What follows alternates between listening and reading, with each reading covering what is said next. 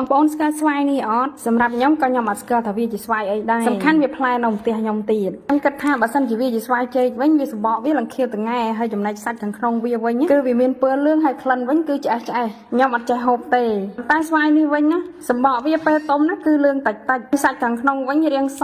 លឿងតិចដែរអានេះនិយាយដូចរាងវល់ឥឡូវនេះខ្ញុំយកវា4-5ផ្លែនេះយកមកចិត្តសម្បកវាហើយចិត្តដាក់ចូលក្នុងម៉ាស៊ីនក្លុកនេះឲ្យមើលសាច់វាណាតែបើរសជាតិវាវិញគឺជូរអែមហើយរាងម្សៅ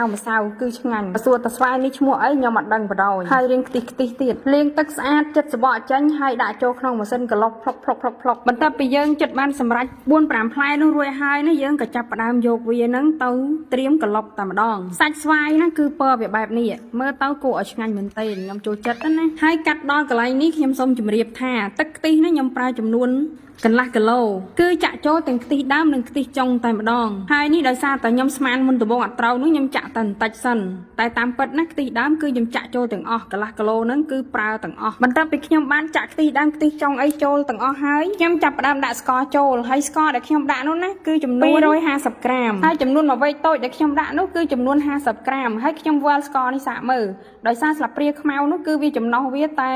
25ក្រាមនោះទេហើយដាក់2ស្លាបព្រានឹងទៅស្មើនឹង50ក្រាមហើយបន្តមកទៀតនោះខ្ញុំបានយកអាទឹកស្វាយដែលខ្ញុំក្លុកបាននោះគឺយកមកចាក់ចូលទាំងអស់តែម្ដងចំនួនស្វាយនោះគឺ5ផ្លែប៉ុណ្ណកដៃណាហើយចំណុះស្វាយដែលក្លុកបាននោះគឺដូចឃើញស្រាប់អញ្ចឹងគឺមានចំណុះប៉ុណ្ណឹងឯងតែបញ្ចាក់ចូលក្នុងខ្ទិះហើយខ្ញុំក៏ចាប់ផ្ដើមកូរវាឆាច់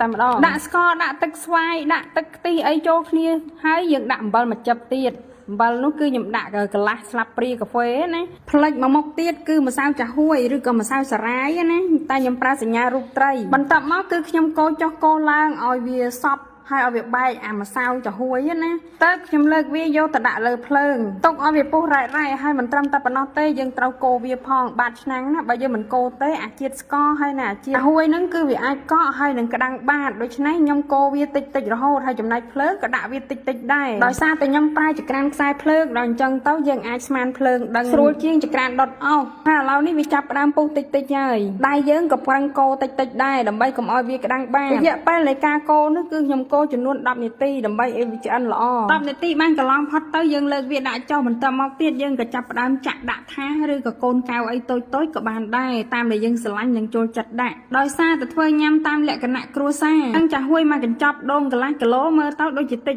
តិចបានតែមួយថាសហើយនឹងមួយកូនឆ្នាំងទូចសម្រាប់វីដេអូនេះគឺមានតែប៉ុណ្្នឹងឯងពេលចាហួយរឹងខ្ញុំនឹងចាត់ការឲ្យមើលចង់ដឹងថាចាហួយនឹងវារឹងឬក៏វាទន់ប៉ុណ្ណានៅពេលដែលយើងធ្វើរួចអរគុណបងប្អូនសម្រាប់ការទស្សនាវីដេអូបើស្រឡាញ់ចូលចិត្តសូមជួយ comment like share វីដេអូនេះម្នាក់